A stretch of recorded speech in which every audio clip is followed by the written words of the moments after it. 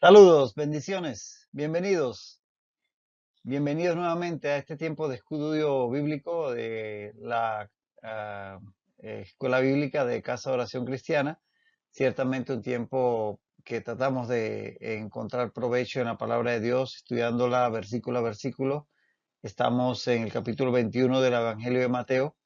Te invito a que abras tu Biblia en este capítulo y vamos a continuar en el texto que nos quedamos en la ocasión pasada. Estamos estudiando el pasaje de la maldición de la higuera. Así que vamos a orar y damos inicio enseguida a otro tiempo de estudio. Padre, gracias, bendiciones a tu nombre, santo eres tú, Dios, y alabamos tu persona porque eres digno de toda gloria, honra y alabanza.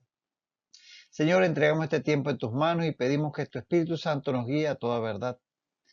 Que esa verdad, Señor, impacte nuestras vidas y nos transforme.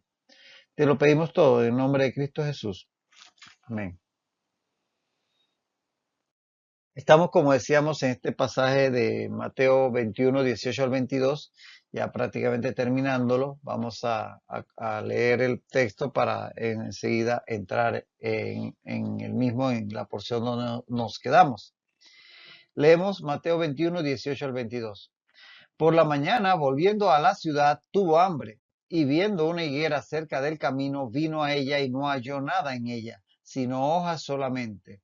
Y le dijo, nunca jamás nazca de ti fruto. Y luego se secó la higuera. Viendo esto, los discípulos decían maravillados, ¿cómo es que se secó enseguida la higuera? Respondiendo Jesús les dijo, de cierto os digo que si tuviereis fe y no dudareis, no solo haréis esto de la higuera, sino que si a este monte dijereis, quítate y échate en el mar, será hecho. Y todo lo que pidiereis en oración creyendo, lo recibiréis. Habíamos estado estudiando este texto en la ocasión pasada y decíamos Jesús se acerca a la higuera porque tiene hojas y ya explicamos el ciclo de la higuera y cómo cuando hay hojas es porque ya están los primeros frutos, los frutos tempranos, las brevas, y por eso obviamente Él se acerca. Pero cuando no encuentra fruto en ellas, declara el texto que le dijo, nunca jamás nazca de ti fruto, y luego se secó la higuera. Fíjate que dice Mateo que al ver que la higuera, a pesar de su follaje, porque la higuera estaba llena de hojas, no tenía ningún fruto, entonces Jesús declaró sobre ella que jamás fructificaría. Recordemos que el follaje surgía con o después de los primeros higos, de los higos tempranos. Los higos tempranos aparecían antes o junto con el follaje en el ciclo de la higuera. De tal manera que el que hubiera follaje era como una señal de que tenía que tener higos, por lo menos las brevas. Ahora, aquí Jesús está usando esta planta para dar una lección profética que quedará grabada en la mente de los 12 discípulos. En el Antiguo Testamento vas a encontrar muchos ejemplos de estos métodos que utilizaban los profetas para que las imágenes quedaran más grabadas, que Dios utilizaba a través de los profetas. Si te vas al libro de Jeremías vas a encontrar varios de estos pasajes. No vamos a leerlos obviamente por el tiempo, pero puedes anotarlo y después revisarlo y verás cómo eran pasajes que eran prácticamente dramatizados por el profeta para dar una lección que perdurase en la mente de los oyentes. Por ejemplo, en Jeremías 13:11 tenemos la señal del cinto podrido. Y en Jeremías 13:12 al 14 tenemos la señal de las tinajas llenas. Y en Jeremías 18:1 al 10 tenemos la señal del alfarero y el barro. Y en Jeremías 19:1 al 11 tenemos la señal de la vasija rota. En Jeremías 24:1 al 10 tenemos la señal de los higos buenos y los higos malos. Y en Jeremías 27:1 al 11 tenemos la señal de los yugos. Son mensajes proféticos que son prácticamente representados, actuados delante del pueblo para que quede en sus mentes de una forma más vívida el mensaje de Dios. Entonces, lo que está haciendo aquí Jesús es dando un mensaje profético, pero lo hace de una forma que quede más grabado, dado que se está haciendo de una forma prácticamente viva ante los ojos de los discípulos. Ahora, antes de seguir con el significado de esta profecía, según A.T. Robertson, un muy conocido comentarista, estrictamente hablando, aquí tenemos una predicción y no una prohibición o deseo, como por ejemplo en Marcos, ocurre en Marcos 11:14. Así que aquí lo que hay es más bien una, predicción, según el lenguaje que usa, y lo dice un experto en el griego como es A.T. Robertson. Ahora, el doble negativo que aquí se usa, nunca jamás, está dado en un futuro indicativo. Ese nunca jamás nazca es la forma más intensa de predicción negativa. Es decir, está expresando Jesús una declaración profética sumamente fuerte, muy, muy fuerte. Y dicho sea de paso, esta sería la única, el único episodio que encontramos en todo el Nuevo Testamento, en los Evangelios, en donde encontramos a Jesús dando una palabra de maldición sobre algo o alguien, en este caso sobre una planta. Es el único pasaje donde él hace esto, pero como decíamos, lo hace con una intención profética y lo hace de una forma como lo hacían los profetas de parte de Dios, que prácticamente representaban, lo hacían de una forma vívida, el mensaje para que quedara más fijado en la mente de los oyentes. Ahora, la higuera, que era un árbol, como decía, estaba lleno de hojas, externamente estaba como demostrando que tenía mucho, era prácticamente pretenciosa, podríamos decir así. Es una higuera externamente pretenciosa, pero sin frutos, sin frutos. Eso lo hacía una figura de la nación de Israel en el tiempo de Jesús. Una nación que tenía mucho externo, mucho de religión, pero poco del verdadero contenido que se esperaba del pueblo de Dios. Algo como lo que vemos expresado, por ejemplo, en Isaías 5, donde leemos Isaías 5, 1 al 10, 1 al 6, perdón, dice en Isaías 5, ahora cantaré por mi amado el cantar de mi amada a su viña. Perdón, ahora cantaré por mi amado el cantar de mi amado a su viña. Tenía mi amado una viña en una ladera fértil. La había cercado y despedregado y plantado de vides escogidas. Había edificado en medio de ella una torre y hecho también en ella un lagar. Y esperaba que diese uvas y dio uvas silvestres. Ahora pues, vecinos de Jerusalén y varones de Judá, juzgad ahora entre mí y mi viña. Ese es el versículo 3. Vamos a darlo hasta ahí. Esa imagen que lo expresa el profeta de parte de Dios está mostrando cómo el deseo de Dios es que su pueblo produzca frutos, no solamente que se vea bien, que se vea hermoso, como el caso de la viña que representaba al pueblo de Israel. De tal manera que ahí vemos lo que le estaba pasando a la nación de Israel. Mucha religiosidad y pocos frutos. También en Mateo 21:43 leemos que el reino de los cielos será quitado de vosotros y será dado a gente que produzca frutos de él, les dice Jesús en Mateo 21:43, algo más adelante, expresando que precisamente ese es el ejemplo que con la higuera quiere Jesús dar con respecto al pueblo de Israel, que el Señor vino a ellos, su Señor vino a ellos, y a pesar que tenían mucha apariencia de piedad y de religiosidad externamente, no generaban frutos de arrepentimiento, de fe, y eso es lo que realmente les hacía en ese momento ser rechazados por el Señor. Y también en Lucas 13, 6 al 9 dice tomando también este tema de no tener frutos a pesar de tener todo el follaje que da la apariencia externa, dice en Lucas 13, 6 al 9. Dijo también esta parábola. Tenía un hombre una higuera plantada en su viña y vino a buscar fruto en ella y no lo halló. El 7. Dijo al viñador, ¿para qué inutiliza también la tierra? El 8. Él entonces respondiendo le dijo, Señor, déjala todavía este año. Y en el 9, y si diere fruto, bien, y si no, la cortarás después, expresando siempre la idea de que Dios espera frutos de su pueblo, no solamente que tengan ese aspecto externo, que se digan de su Señor, que se llamen, que lleven su nombre, sino que lo demuestren con sus obras. Eso es necesario definitivamente para poder mostrar que de verdad hay una fe genuina. Ahora, Israel como la higuera, con su follaje, mostraba externamente mucha religiosidad, como venimos diciendo.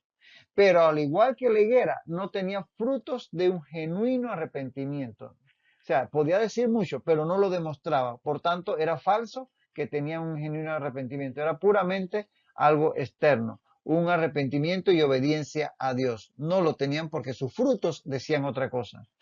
Es de lo que habla el profeta Isaías en Isaías 1, 11 al 14, precisamente refiriéndose en otra época, pero al mismo pueblo de Israel. La misma condición. Isaías 1, vamos a ver el 11 al 14. Dice Dios, ¿para qué me sirve? Dice Jehová, la multitud de vuestros sacrificios. Hastiado estoy de holocaustos de carneros y de cebo de animales gordos. No quiero sangre de bueyes, ni de ovejas, ni de machos cabríos. El 13. No me traigáis más vana ofrenda. El incienso me es abominación. Luna nueva y día de reposo, el convocar asambleas, no lo puedo sufrir. Son iniquidad vuestras fiestas solemnes. Vuestras lunas nuevas y vuestras fiestas solemnes las tiene aborrecidas mi alma. Me son gravosas, cansado estoy de soportarlas. Palabras duras que da Dios a través del profeta Isaías acerca de un pueblo que era muy religioso, tenía muchos actos externos, sacrificios de animales, celebraciones de fiesta y demás, pero sus actos, los frutos que se esperaban de ellos como de un genuino pueblo de Dios que vive esa fe, no solamente la celebra, no solamente la publica, no se veían. El amor al prójimo, el socorrer a la viuda, al huérfano, el amar al enemigo, el sostener a los desvalidos. Eso no se veía en este pueblo. Por tanto, era como esta higuera llena de follaje, pero sin fruto. Ahora, ¿qué para nosotros, los creyentes?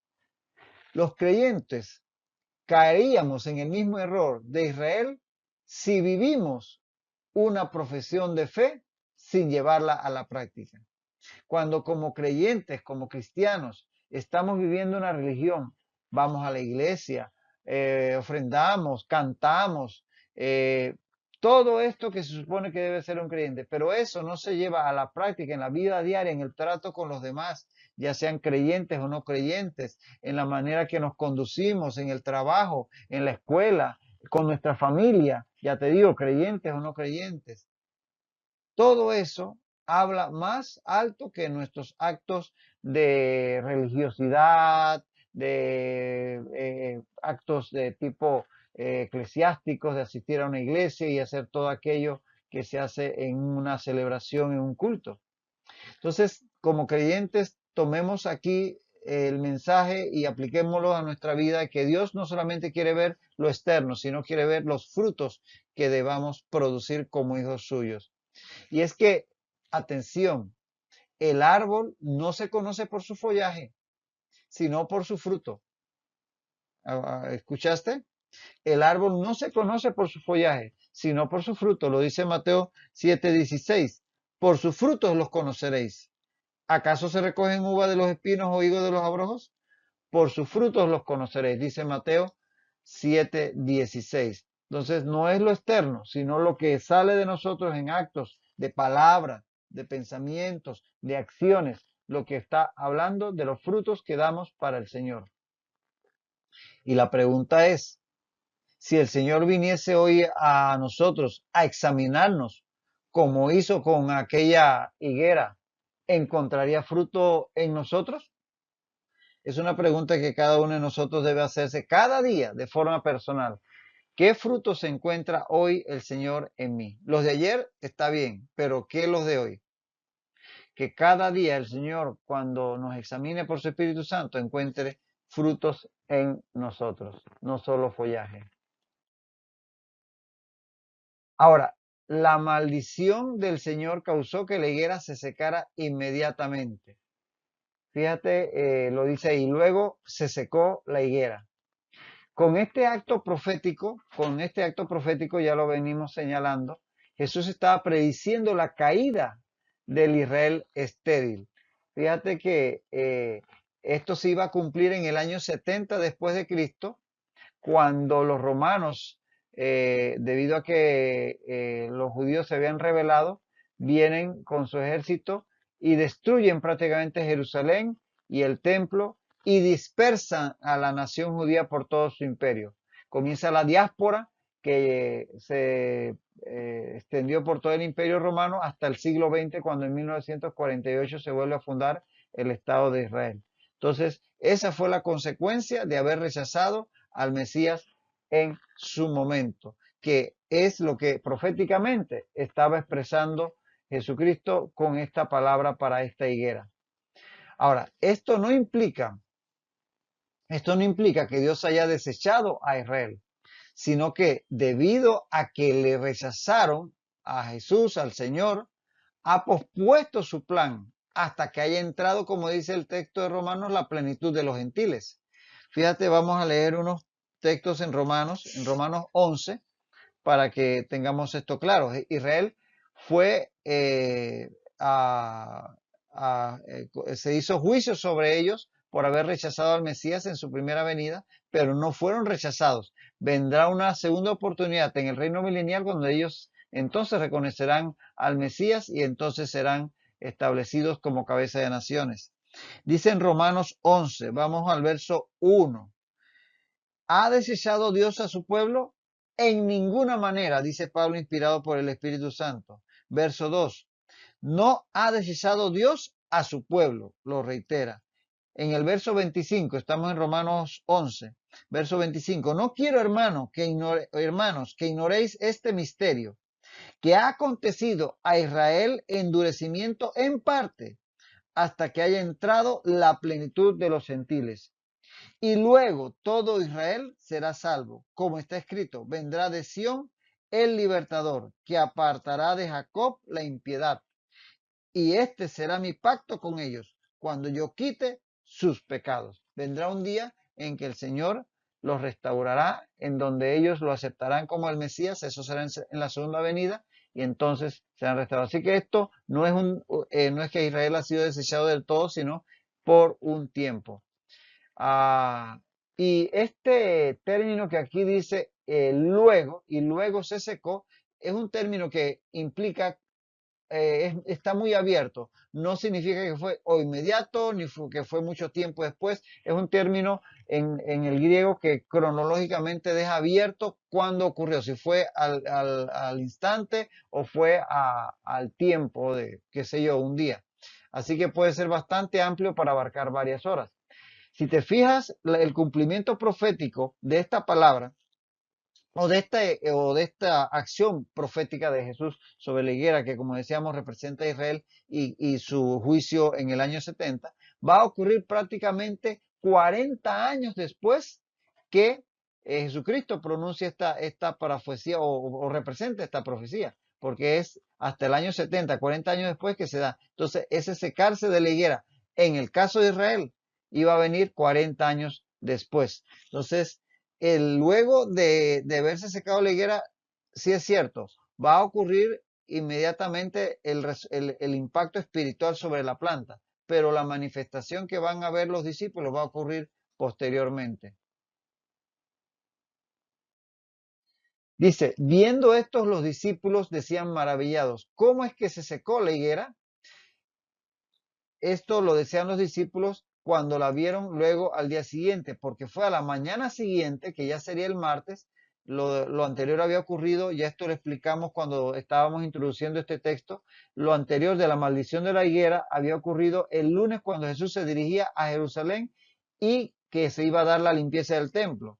Pero Mateo, como ya dijimos, no siendo tan cronológico, compacta el pasaje de la higuera y lo narra después de lo que fue el pasaje de la limpieza del templo. Pero por Marcos sabemos que el hecho de la maldición ocurrió el día lunes y a la mañana del día siguiente, que es la del martes, los discípulos se maravillaron de que el árbol se hubiera secado en tan poco tiempo. Leamos para tenerlo más claro Marcos 11, 20 al 21, que es el texto paralelo.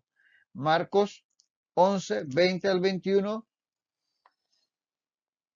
dice, y pasando por la mañana, vieron que la higuera se había secado desde las raíces, o sea, pasando por la mañana del día siguiente. Si lees en Marcos, ves que ellos se habían regresado a, a Betania y luego entonces regresan a Jerusalén al martes y ahí es donde ven que ha ocurrido aquello. Dice, entonces, dice el 21 de Marcos 11, Pedro acordándose le dijo, Maestro, mira, la higuera que maldijiste se ha secado. Entonces ahí es donde ellos se percatan. O sea que esto va a ocurrir, lo que los discípulos la ven seca al día siguiente. Entonces, desde el momento en que Jesús la maldijo, la higuera murió. O sea, la maldición hizo su efecto enseguida, pero se manifestó, fue visible a los discípulos al día siguiente. Es como cuando tú cortas un árbol, ese árbol, al ser cortado su tronco en forma completa, ese árbol desde ese momento está muerto, está cortado totalmente. Solamente que las hojas no se van a comenzar a marchitar inmediatamente porque todavía hay algo de savia en el mismo. Pero ya pasados los días vas a ver cómo todo se va a ir secando. Entonces, definitivamente que la higuera desde que Jesús dio la palabra, recibió el impacto espiritual, pero se manifestó al día siguiente cuando los discípulos lo constatan delante de Jesús. Igual, el juicio sobre Israel en el momento que Dios lo manda es ya inevitable, pero se va a manifestar con la caída de Jerusalén totalmente y la dispersión de los judíos en el año 70. Respondiendo Jesús les dijo, de cierto os digo que si tuviereis fe y no dudareis, no solo haréis esto de la higuera, sino que si a este monte dijeres, quítate y échate en el mar, será hecho. Jesús, mira, en este momento aprovecha la situación. Él ha hecho un acto profético que tiene que ver con el futuro de Israel, el futuro inmediato, pero aprovecha la situación y la pregunta y el asombro de los discípulos para dar una lección de fe. Aprovecha para dar una lección de lo sucedido con la higuera para dar otra lección a sus discípulos, que es el poder de la oración con fe. Lo que logra el creyente cuando ora al Señor con fe. Ahora, les dice que no solo, les dice a ellos, porque están asombrados de cómo se logró con solo la palabra de Jesús que la higuera se secara. Entonces él les dice que no solo serán capaces de igualar lo hecho a la higuera, sino que podrían ordenar a este monte, y ahí estando precisamente en el Monte de los Olivos, se refieren al Monte de los Olivos. Este monte es el Monte de los Olivos. Le ordenarían al Monte de los Olivos que se echara en el mar, ¿en dónde? En el mar Mediterráneo. O sea, imagínate, este monte que está en Jerusalén, kilómetros, alejado kilómetros del mar Mediterráneo, que con una palabra de fe pudiera ser echado en el mar. Y lo haría. Está hablando de que no hay nada que pueda ser imposible para alguien que en fe ora al Señor. Pero hay que reconocer que Jesús está usando aquí un lenguaje hiperbólico para enfatizar la verdad que está enseñando. Porque si leemos en 1 Corintios 13:2, vemos cómo también Pablo usa este mismo lenguaje. Dice en 1 Corintios 13:2 que si tuviera toda la fe, de tal manera que trasladase los montes y no tengo amor, nada soy. De nada me sirve andar por ahí trasladando montes y si no tengo fe. O sea que esos actos así extraordinarios, por hacerlos, no sirve de nada, porque no tiene ningún sentido ni utilidad echar un monte a la mar o al mar. Así que no es que Jesús no está animando a que pongamos a prueba esa fe, orar que el monte de los olivos se vaya al mar Mediterráneo.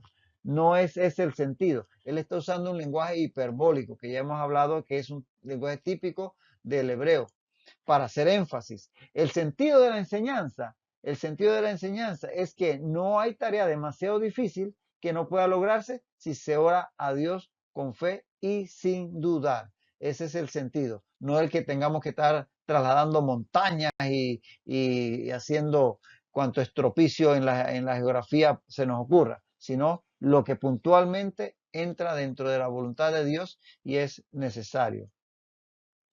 Ahora, como requisito fundamental para que esto se dé, que podamos orar y que podamos ver resultados a nuestra oración a Dios, que tengamos fe. Sin fe no hay respuesta a la oración. Y inherente a esto, no dudar, que no tengamos dudas. Dudar, aquí la palabra dice, y no dudareis, eso es la palabra diacrino. Diacrino es ser de una mente dividida, que no tengas una mente dividida. Es decir, estar en desacuerdo contigo mismo. Imagínate que tú piensas una cosa y tú mismo piensas otra. Tener una mente dividida es esa palabra diacrino. No hay que ser diacrino, no ser de mente dividida, sino creer en una sola cosa. Marcos 11:23 de este mismo texto dice, cualquiera que dijera este monte, quítate y échate en el mar, y no dudara en su corazón, es ahí, en el centro de tu ser, en tu corazón, si no creyere que será hecho, lo que dice, lo que diga será hecho. En el corazón es el asiento del alma y está la mente, y con la mente pues la voluntad, las emociones. Entonces es ahí donde no puedes estar en dos aguas, porque si estás en fe y en duda no vas a ninguna parte. Romanos 4:20, por ejemplo, el ejemplo de Abraham, dice que tampoco dudó por incredulidad de la promesa de Dios, sino que se fortaleció en fe, dando gloria a Dios. Por eso Abraham recibió, porque tuvo fe y no dudó. Si hubiera dudado, no hubiera creído. Y al respecto dice Santiago 1:6-8 que cuando uno va a pedir a Dios, dice Santiago, que pida con fe, no dudando nada, porque el que duda es semejante a la onda del mar, que es arrastrada por el viento y echada de una parte a otra. ¿Ves? La mente dividida de una parte a otra, de una parte a otra. No piense, pues, quien tal haga que recibirá cosa alguna del Señor. El hombre de doble ánimo es inconstante en todos sus caminos. El que tiene doble mente dividida, mente de fe y mente de duda. Eso es como estar queriendo ir a David y queriendo ir a Darién a la vez. Llegas a la gran terminal, hay un bus que para David y otro para Darién. No te puedes subir en los dos buses. O te subes en el que va para David o te subes en el que va para Darién, pero no puedes irte en los dos buses a David. Entonces, la fe no puede convivir con la duda, porque la fe y la duda son antagónicas. Una desplaza a la otra. Así que cuando ores a Dios, ora con fe y no con duda. No tengas mente dividida. Y todo lo que pidieres en oración, creyendo, lo recibiréis, dice el Señor. Ahora, la enseñanza es que al orar con fe, recibiremos la respuesta de Dios. Pero, como toda verdad bíblica, esta afirmación no puede asumirse sin considerar todo el resto de la Escritura. Por ejemplo, tenemos que en Santiago 4:3-1 dice, pedís y no recibís porque pedís mal, para gastar en vuestros deleites. Y en Primera de Juan 5:14-15 dice, esta es la enseñanza que tenemos en él, que si pedimos alguna cosa conforme a su voluntad, Él nos oye. Y si sabemos que Él nos oye en cualquiera cosa que pidamos, sabemos que tenemos la petición que le hayamos hecho. Así que no podemos andar pidiendo lo que se nos ocurra. Hay que pedir según la voluntad de Dios. Así que no es pedir por pedir. Y segundo, saber que la respuesta vendrá en el tiempo y a la manera de Dios. Eso es importante, tener estas verdades bíblicas en el contexto de la palabra de Dios completa y no coger ese versículo por separado y decir, no, si quiero con fe, todo lo voy a recibir. Y no es así. Decir que Arquímedes decía, denme un punto de apoyo y me moveré el mundo. Bueno, los creyentes podemos decir, denme un punto de apoyo y lograré proezas, hazañas. Y ese punto de apoyo es la fe, pero una fe que se cimente en la voluntad de Dios. Con eso moveremos montañas, las montañas de los problemas, las montañas de la enfermedad, las montañas de la adversidad. Todo es posible en las manos de Dios con fe. Hasta aquí te dejo por hoy y en la próxima ocasión seguiremos considerando la palabra de Dios. Bendiciones.